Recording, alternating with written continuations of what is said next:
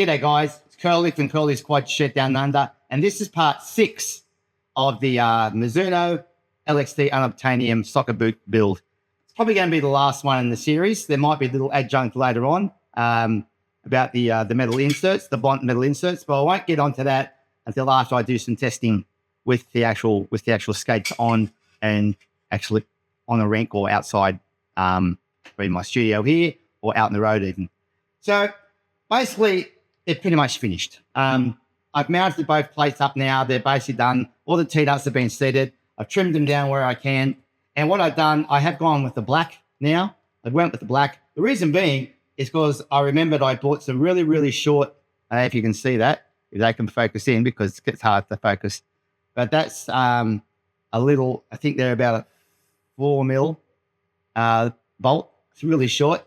So I only had those, so they worked well in those mounting bolts there. So that was good, nice and short. So I've used as short as possible mounting bolts. So I've used a combination of, I think they were 4, 6, and 10.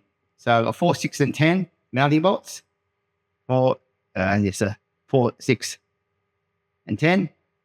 Obviously you don't have to buy, 3 lots of mounting bolts, just buy the longer ones and trim them down.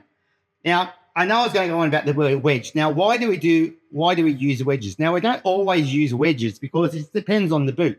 Now, a boot like this one, which is relatively flat, I mean, it does have a little bit of a curve. I probably could use a boot on that, but a lot of the boots, the custom-made boots, are flat-soled, fairly flat. Like the Bonds are very flat.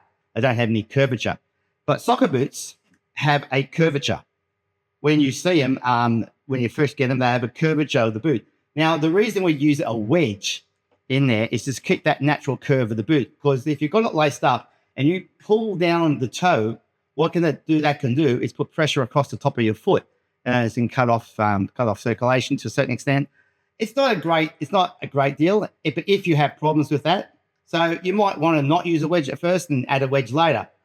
So all I did was to add the wedge. I actually just where is it? I undid the mounting bolts, obviously, from the front. And I just loosened off the 2 mounting bolts there. I took my wedge. Now, the wedge I use an Adia wedge. I get them from Skate House, from Kevin Geary down in Melbourne. So it's Skate House. That's SK8. So it's SK8 House. I'm going to put a link in the description down there according to Adia wedge. They're a power wedge. Then they're used mostly for artistic skaters. They use it. It's called a power wedge. Obviously, they use the wedge to put under their toe. I'm not exactly sure why they use the power wedge. I'm assuming it's to get more power. So I undid the front ones, and then I loosened off those, and I slid the wedge in all the way as far as I could.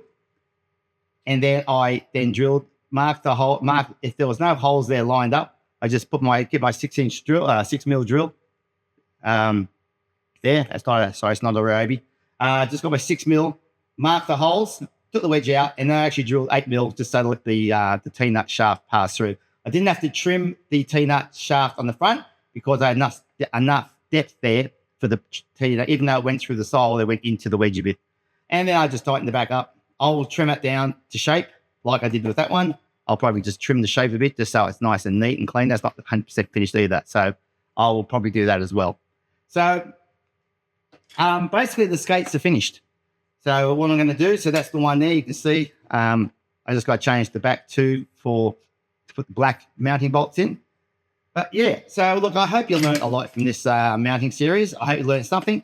Even if you just learned one thing, I'm happy. And I learn something new every time I do a set of plates. So a build. So I just, like I said, I like to pass the message, pass the knowledge on to you guys so you can do it yourself. It's not hard. It's not a mystery. It can be frustrating at times, and it can be awkward, difficult. There's sometimes problems to solve, but if I can help solve them, I'm happy to. All right, guys, take it easy. Thanks for watching. Like I said, that's the last one in the series, and hopefully, once I get these out and I get a chance to take them for a roll, I'll do probably a little bit of a outside video, not live. It'll be sort of live, but recorded previously. All right, guys, take it easy. Thanks for watching. And hopefully we enjoyed the mounting of the Mizuno brand, the Mizuno Monacitta Neos. There are 8.5 US with a 4E width, so a wider boot, to the LXT Unobtainium plates. And at the moment, they're just running the Scott Corey Phantoms. All right, guys, take it easy. And once again, thanks for watching. I really appreciate you watching. I appreciate the feedback that I get. And I hope, like I said, I hope you enjoyed it. And I hope you got something out of it. Take it easy, guys. Love yous all. Thanks for watching. See ya.